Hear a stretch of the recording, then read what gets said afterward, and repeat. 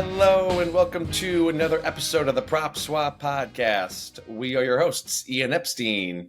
And Luke Pergande. And we are also the founders of PropSwap, the first marketplace to buy and sell sports bets. Thank you so much for joining us this week. We've got another great episode for you. It is going to be all NFL. We will recap the wild card games, touch on some of the divisional games coming up. It'll be just an NFL playoff action-packed episode.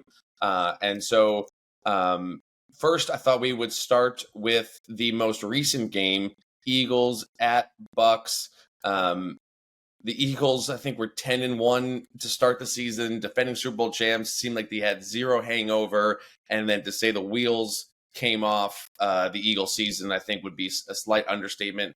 We talked last week about them being minus 750 to win the NFC East and blowing that to the Cowboys. Obviously, that didn't matter for either team. But Luke, as our resident Eagles fan, what was your kind of takeaway? I was at the game, so I'd want to hear your takeaways from watching the game on TV, and then we'll talk about my experience. But just kind of what was your takeaway from the Eagles Bucs game? Yeah. So first off, I hope everyone is listening to our tips and picks on this podcast, because I was 6 for 6 against spread. So red hot this weekend. Hopefully that streak continues into next weekend. We'll of course talk about the preview of the upcoming round later in the episode, but didn't have a good feeling about it. Thought the Bucs would win outright. Thought obviously they were like +3. So but yeah, I argued with our friend, one of the trainers for the team, all week about it. They just got ice cold. Combination of, I think, the offensive coordinator and Jalen maybe disagreeing, maybe Sirianni disagreeing with the three of them. So, yeah, just total, utter collapse. They showed us nothing over the last 2 months of the season, so why would we trust them going into Tampa Bay? And Tampa Bay's hot. I mean, this team's good. Nobody had expectations with the Tampa Bay Buccaneers, but Baker and Evans and Godwin and the defense is looking sharp.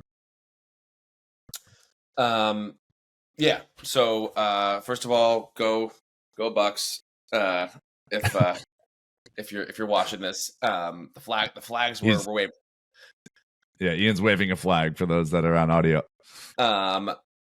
I was wrong about this game. I knew the Eagles were coming in playing some of their worst football. I knew that they were down A.J. Brown, but I was kind of the opinion that the Bucs won a division that was atrocious, and just they won a division because someone had to win that division between the Falcons and the Saints and the Panthers.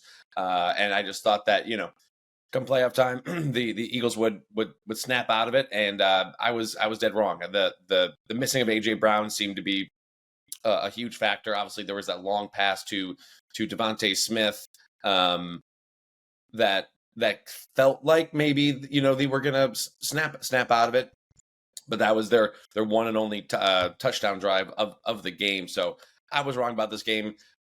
I had picked the Eagles, had bet a little money on the Eagles before the game. And then in the third quarter, there was a play where it was an incomplete pass, I think it was an incomplete pass, but basically Baker had all day to throw. It should have been a sack. And I was like, look, if the Eagles secondary was bad all season, they were, I thought, especially bad last night in terms of tackling. There was that one play late in the game where Maddox just got completely turned around that led to a touchdown. But I was like, if the Eagles line can't get to Baker, then they are done. And so I placed an in-game bet on the Bucs money line at -240. And then a couple plays after that was the safety. And then it was absolutely a wrap after that. So, super fun experience to be at the game. That was my first playoff game in a long time, but I think that might have been my first primetime NFL game I've been to, which was fun because the crowd was ready to go. That was not a 1 p.m. Start. Crowd was ready to go. The Raymond James Stadium, super cool, palm trees. Definitely a tropical vibe. They got like a DJ playing on sand. There's like a beach kind of out front of the stadium. So Very, very different vibe than Kansas City and Buffalo. Yeah, different vibe than Kansas City, Buffalo. Different vibe than any other stadium I've been to. I was gonna say a different vibe than when we went to to a Browns game in Cleveland. Definitely a different vibe. That they go all in on the pirate theme, man. You got people dressed up as pirates. The whole Jack Sparrow thing. You got the cannon going off. Felt like every 15 seconds. So super fun stadium. Fans were great. Definitely were some Eagles fans there. I'm not going to say that they weren't, but actually way fewer than I would have expected. Like if that was a regular season game, I feel like at least half the stadium would have been Eagles fans. But props to the Bucs fans for showing up for obviously a huge playoff game. And then they're going to go play at Detroit, which we will talk about coming up. But the next game I want to talk about was Browns Texans. Obviously, we've talked about the Texans before on this podcast, whether it be CJ Stroud Rookie of the Year, whether it be D'Amico Ryan's Coach of the Year. Once again, I was wrong about this game. I thought the Browns. It killed me though, even though that I felt like everyone was picking the Browns on the road, and taking a road favorite scares me. But CJ Stroud looked magnificent. Joe Flacco throwing 2 back-to-back pick sixes. And this game was also, it was close for about half the game, and then the Texans ran away with it. So what were some of your takeaways from that Browns Texans game? Yeah, I don't know when people are going to accept that. I literally thought CJ Stroud should have been much more involved in the MVP conversation than he actually was. Like Lamar's stats just aren't that good. Obviously, the Ravens are a better team than the Texans are, but I thought Stroud legitimately was playing better than Lamar Jackson has been this year. Again, different question of which team is better, but I thought Stroud was playing better than Lamar Jackson did this year. I just don't know what we're waiting for to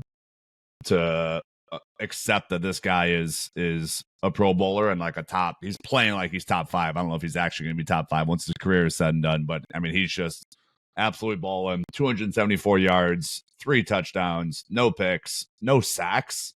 Like no sacks might be the best stat of that against a Browns team that Myles Garrett, is up for Defensive Player of the Year. So credit to his O-line, credit to him getting the ball out. Rushing game was good, not great. Singletary had 66 yards. He obviously had that really long touchdown. So a lot of that from one carry, but Texans are for real. D'Amico Ryans is for real. The defense looked good. They obviously got a bunch of turnovers. I mean, this team's stacked. It's a good team. Yeah, I'll tell you also is for real is Nico Collins. I mean, that's someone who I was unfamiliar with. Heading into the season. He put up 96 yards, a touchdown, 6 catches against the Browns. I mean, I thought for sure the reason why if the Browns won the game, it would be because of their defense, being able to play man to man, and then rush CJ Stroud, put him under pressure. But also the Browns defense and secondary did not show up for that game. Kudos to the Texans. Did not have that happening. One interesting prop swap angle coming out of this game is that we have a customer who back in September placed a $350 bet on the Texans to win the Super Bowl at 300-1 odds. So that ticket collects $105,000. And then in November, same customer placed another ticket, this time a $1,000 bet at 125-1 odds. And that ticket collects $126,000. The Texans right now are around 30-1. You can get a little better, a little worse around the books, but around 30-1. So the combined value of these 2 tickets is $7,500. They will be playing the Ravens coming up, and they are currently a 9.5 point underdog. So it will be interesting to see whether he decides to sell one, sell both, keep it going. Obviously, if they were dogs against the Browns and did all right, so it will be interesting to see. But it's cool to see someone have those cool tickets, but also kind of just double down on the Texans. A couple months after the original bet. Yeah, totally. Yeah, I mean, though Texans were 500 to 1 preseason. I bet you there's even 1,000 to 1 bets out there. Nobody thought this team was going to do anything this year. I mean, bottom 3 finish was what was expected. I think their win total was 5, so they're expected to go 12-5. Sorry, excuse me, 5-12, obviously. So yeah, I mean, it's we'll get to some other underdog teams, but this team is right near the top of teams that were preseason very high triple digit odds, and here they are about to maybe get a chance to go to the AFC Championship. Yeah. Yeah, just absolutely crazy. Yeah, like to your point, yeah. They have the second pick. A lot of debate over whether CJ Stroud was the guy, but obviously he has answered all of those questions and then some. Someone who seems like he's not that guy is Tua Tagovailoa. Don't have to spend too much time on this game. Dolphins Chiefs. It was brick cold.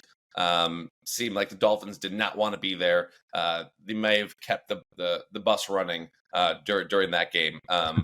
Again, kind of similar to the Eagles, where one long touchdown play feels like, okay, maybe are they back in this? But that was the extent of their scoring. One long Tyreek touchdown. And yeah, I mean, I'm not sure if we left that Dolphins Chiefs game getting any answers to whether or not the Chiefs are back. I'm kind of similar to the Eagles, where team conference champion just won the Super Bowl, but were not playing their best football to end the season. Does this game against the Dolphins get them back on track? Obviously, they've got another rematch against the Bills, which will probably be another epic playoff game. But did we learn anything about the Chiefs, or was that game just so cold and Dolphins were so unprepared for that, as to be expected from a team, that's in Miami? But did we learn anything about the Chiefs in that game? I think we did. I think the two takeaways is Rashee Rice had 8 receptions for 130 yards. So that's great. I mean, we've been saying the whole year, like, they need a receiver to step up. That's the way to do it in a like you said, brick cold game. Kelsey had another massive drop. I don't know what's going on with him. The only answer I have is Taylor Swift, but obviously, I'm sure there's just other stuff going on. But yeah, he had another massive drop, still at 70 yards, 7 catches for 70 yards. And then Pacheco had 90 yards, 24 rushes, 90 yards. And obviously everyone saw the Mahomes cracked helmet thing. Him and Josh Allen is going to be a matchup for the ages this weekend. Both just playing out of their minds right now from a rushing perspective. They're just, and everyone on Twitter is like, well, like, players don't want to hit them, which I get. Like, I understand defensive players pulling up because you don't want to get flagged for 15 after you hit the quarterback. There is something to be said about that for sure. But they're both rushing extremely well relative to their throwing. And yeah, I do think the Rashee Rice outburst for 130 yards will help their receiving core confidence going into the Buffalo matchup. Yeah, and I know this was talked about on TV. It's been talked about for a while, but again, worth mentioning, this will be Patrick Mahomes' first road playoff game, and it will be interesting to see if the magic just exists at Arrowhead, or he can bring it on the road to Buffalo. Hopefully that game does not get postponed for a blizzard like this last one did. But yeah, I mean, I talked about the Chiefs. It's funny. I talked about the Chiefs a couple weeks ago on Stake or Swap. I think they're around like 7.5 to 1, and I was saying how don't be surprised if you find them in the divisional round, which they are, but because they're on the road, they are still now back at 7 to 1. But I am not surprised to find them here in the divisional round. But if like after what I saw with the Eagles, I think I got to believe that we did not learn much about the Chiefs, and that they just won that game because the Dolphins did not want to be there. And I'm probably gonna go with the Bills, but we could talk about that game more coming up. Switching to Sunday's games, Packers, Cowboys. We've been talking about the Packers all year. Staking them at 90 to 1 during the season. Actually, they were 100 to 1. Actually, I think when we talked about them Staked him at 90 last we week. talked about him before the season. We've been on this team all season long, Luke, and I didn't. I mean, not that surprised that they won the game, but I am shocked that they just absolutely routed Dallas. I thought Dallas was could have been arguably the second best team in the whole league this season, behind the 49ers. And yeah, I mean, just an absolute stomping of the Cowboys in Dallas. You got to imagine Mike McCarthy is gone at some point, but yeah. Or will you be riding the Packers throughout the playoffs, or is this now the time to get out? Yeah. I mean, I staked him at 90-1 last week. I think this is now the time to get out. The Niners are just too much. I wasn't as high as on the Cowboys as you were, so that outcome isn't as shocking to me. But dude, I think the Niners are the best team in the league, and got to go into California, do it again. Of course, Jordan Love's going to be, second playoff start. I don't trust them enough to go into San Francisco and win that. They're good, but it's not their time yet. San Francisco's roster plus Shanahan, it's plus their defense. I mean, it's going to be too much. Yeah, I would agree. Niners have been my Super Bowl pick this season, so I'm going to stick with that. But again, this game could be closer than people think, and so kind of that same advice we gave last week of like, you can sell during the game as well, right? If it's a close game at halftime, you can sell during the game. We certainly saw plenty of that this past weekend. But I'll agree with you. I think Niners are going to win the Super Bowl. So I would say you can get out now if you'd like. Then the next game, probably the best game of the weekend, the closest game, was Rams-Lions. Lions win the game, but don't cover. It was a 3.5 point spread. Actually, I guess 2.5 to 3. But Lions win their first playoff game in 30 years. The crowd was going crazy. Great locker room speech from Dan Campbell after the game. And so I thought the Rams were also a really good team. That it's kind of a shame to see them out of the playoffs now, but Lions are advancing. They're going to stay at home to host the Buccaneers. One interesting sale that we just had earlier today, Lions to win the Super Bowl. The bettor originally got 22-1 odds. He bet $225 at 22-1 odds, and then just flipped it for $450. And then we had another Lions sale. This was way earlier in the season, back in September. A customer who placed a 3-leg parlay on the Celtics to win their first round matchup. Oral Roberts to win their conference, and then the Lions to win the NFC. Super random parlay, but first 2 legs won. Then they had the Lions to win the NFC. The customer bet $220 to collect a little over $10,000. And then back in September, he sold that $220 ticket for $1,023. Again, this is Lions to win the NFC Championship. And now the market value of that ticket is up to $2,500. So we can talk more about the Lions Bucs, but what any takeaways from the Lions win? It's exactly what we thought. I had a bunch of people text me. I thought the Rams would lose the game by 1 point. I thought the Rams were super good. The Lions are a really good team too. And the Stafford, everyone's talking, like his wife has been all over social media about how they were booing the kids and look, it's a playoff game. They're trying to win their first playoff game in 30 years. Like, to me, maybe the best way to play that is like when Stafford comes on the field an hour and a half, on the hour and a half pregame, like that's when you applaud him. And then every time after that, you got to boo him because you're playing against him. So, just 2 really good football teams. Rams are peaking at the right time. Lions are just too much. Goff looked great again. He's totally reinvigorated his career in Detroit, and I'm pumped for him. Cool to see Detroit, even though I'm a Bears fan. cool to see them win the first game in 30 years. They did, I mean, what a week for the state of Michigan. I mean, just absolutely incredible what that city in Detroit is feeling this week. So I'm happy for them. Wish it was happening in Chicago. It's not. And yeah, they got a pretty tasty matchup with Tampa Bay coming. Tampa Bay's good, but I think Detroit's a better team.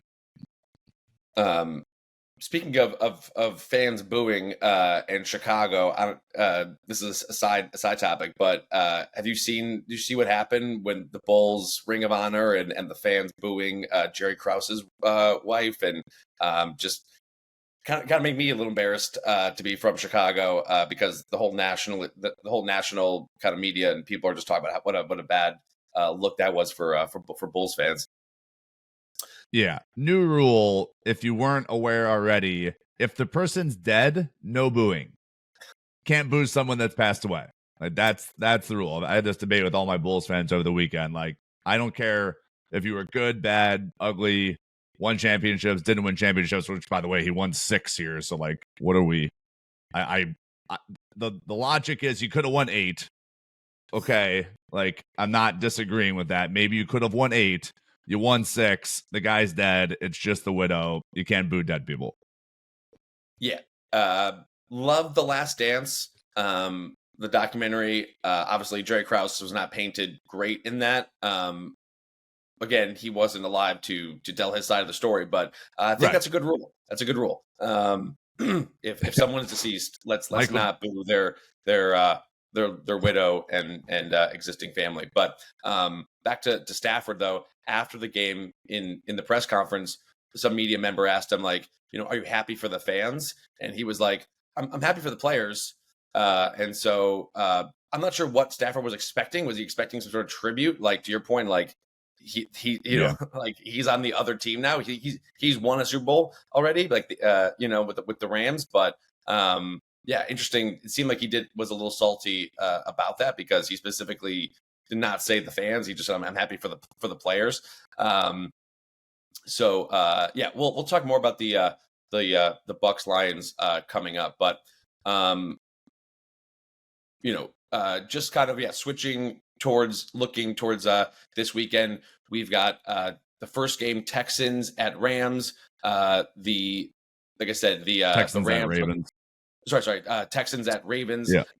The Ravens are currently a 9.5 point favorite at home. Mm-hmm. We've got Packers at 49ers. This has been a matchup that we've seen several times, it feels like, in the playoffs. Now, granted, the Packers are going to come in with a different quarterback, but I believe the last time these two played in the playoffs, the 49ers absolutely routed them at home. We've got Buccaneers. I should say the 49ers also a 9.5 point favorite. Switching to Sunday, we've got Buccaneers at Lions. Lions are currently a 6.5 point favorite. And then we've got another rematch, Chiefs at Bills, this time in Buffalo, not in KC. This, of course, is the 16-second play, 18-second, right, where Chiefs go down to tie the game and then send it to overtime, get them to change the overtime rules based on that playoff game. Bills are currently a 2.5 point favorite at home. So, Luke, I'm gonna say a couple names to you, and you tell me what they have in common. Jared Goff, Brock Purdy, Baker Mayfield, Jordan Love. One of those guys would be the starting quarterback in the Super Bowl. That is correct. One of those guys is going to be playing in the Super Bowl. We talked about Goff. I mean, look, I Goff and Purdy were my two fantasy quarterbacks this year. They absolutely balled out. Goff's totally rejuvenated his career, and I'm happy for him. My rub on him always was the Hard Knocks line where he didn't know the sun sets in the West, and I've just kind of held him accountable to that goofball line. But it's not always about knowing where the sun sets, and more so about reading defenses and not turn the ball over. So he's killing it. Obviously, we've talked about Brock Purdy at length. I still could argue he should have won MVP again. Ravens routed him on Christmas, and it's a national game, blah blah blah. But Yeah, it's young quarterbacks, and Goff's not even that young anymore. Certainly Brock Purdy is, but yeah, it'll be a fun NFC side of the bracket.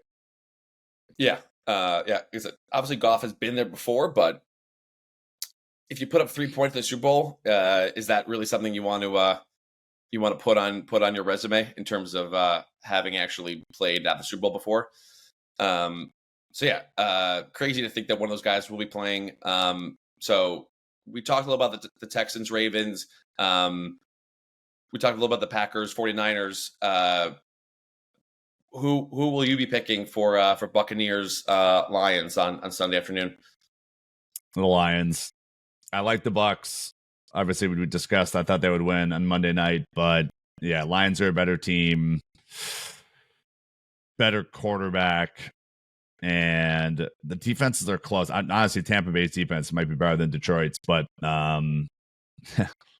I mean the receivers. I mean Evans and Godwin. It's going to be a good game. I think that's 6.5 is too wide. I'll say Lions by 1. Yeah. Don't want to step too much on stake or swap, but here would be my concern with the Lions. That might have been their Super Bowl. Like there is that possibility where they were so amped up, and kind of to the same point of like in college when you beat your rival for the first time in years, and it's just kind of hard to refocus on the next game. That might have been their Super Bowl, and maybe I'm just biased off of seeing the Bucs, but yeah, I think the Bucs could go in there and win that game outright. But I certainly agree that the 6.5 is too wide. I've been down on the Lions defense all season long, but yeah, I agree with you. I would be taking the Bucs and the points, and then in the probably the marquee game of the weekend, Chiefs at Bills. 2.5 point spread. You might as well just kind of pick the winner. Are you going Chiefs or Bills in that game? Bills. I think the Bills win the Super Bowl. So happy this game is at 5:30 Central and not another late one. And yeah, Bills are rolling right now. Like we discussed, though, Chiefs definitely proved something with Rashee Rice going off that they can have another receiver win. But I like Buffalo. Yeah, I guess I'm gonna agree with you there. I think it'll be Bills winning that game, and then Ravens Bills in the AFC Championship game. But yeah, I'm gonna just say that the Chiefs are gonna be who we thought they were this season, where just not enough receivers making plays for them, and yeah, I think the Bills avenge those demons that I'm sure they've been looking to exercise ever since that brutal playoff loss. So I'm going to go Bills as well. So it is that time of the show to get into a little stake or swap.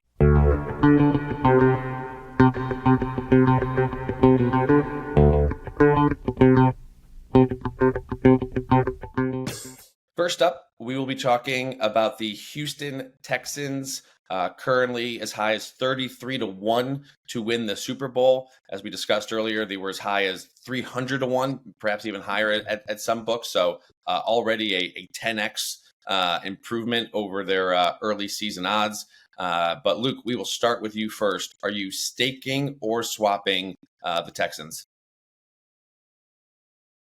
I will stake the Texans. I will throw a caveat in there like we did last week where so you get them at 30-1 right now, or say you have a much larger ticket at longer odds, say 50, 100, like we discussed, 500-1. This team's 3-1 on the money line, so like plus 315. I think you can get, first of all, I don't think they're going to win that game, but if you stake them now, I do think they could be winning that game. So if you bet them at, let's say you have for easy numbers, say you have a 60-1 ticket on the Texans, you can definitely sell that at odds at 20-1 when they're up. So you'd make three times your money. Say you have a $100 60-1 ticket, post it for 300 if they're winning that game or they're close, and then make a better return on selling your future on PropSwap instead of just taking the straight money line, which I'm not sure wins. Yeah, no. I'll get to that in a second. I'm going to swap the Texans. I think the Ravens have been my AFC pick for a while. The downside of that strategy, what you said, is like if the Ravens get out to an early lead, like you may never be able to sell that ticket for a profit. So, right. Same thing with Texans, money line, obviously. yeah, same thing with money line. But I think Texans at home in the Dome is a little different than Texans on the road in Baltimore. I have not checked the weather yet, but I'm sure it's going to be cold. And I just think this team is going to be.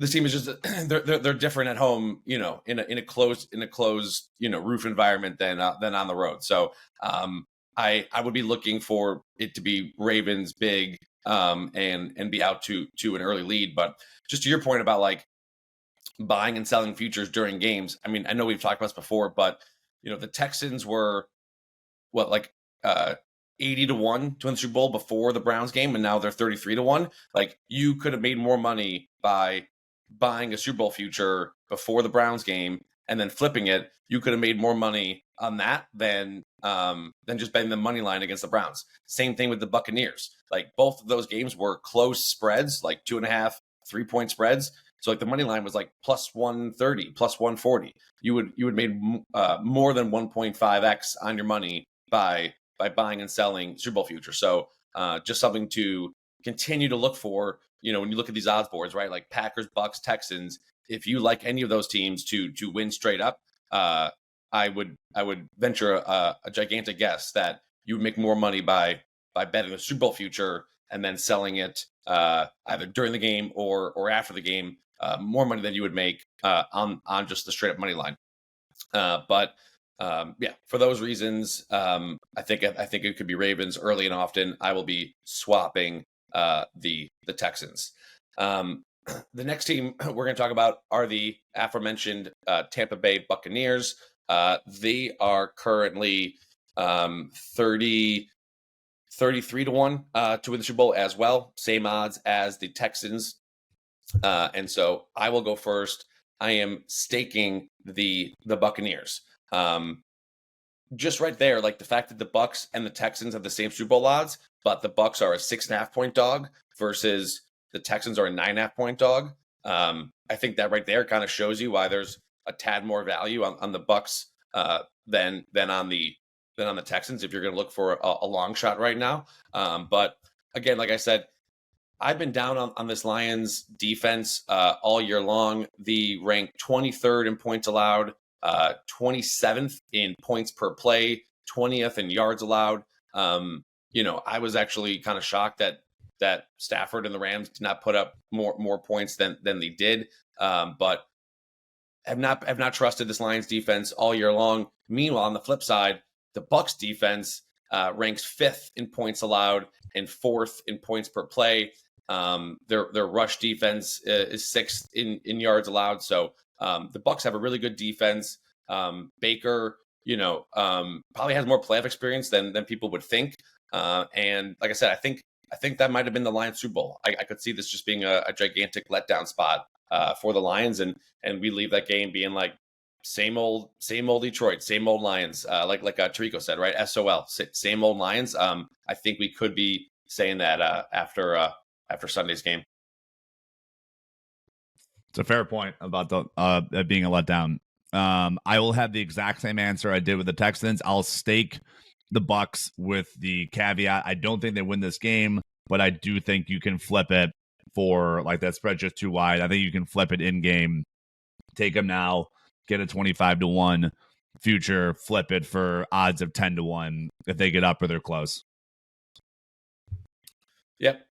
So down to our last couple of games of the season, divisional round, I think, is always probably the best weekend, right? Because we've kind of weeded out some of the pretenders, and we've got 4 great games. To your point, we've got no late ones, so should be a fantastic weekend of football.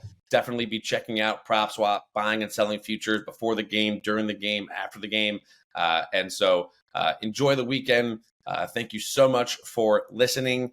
Please make sure to subscribe, leave a rating, and we will talk to you next week.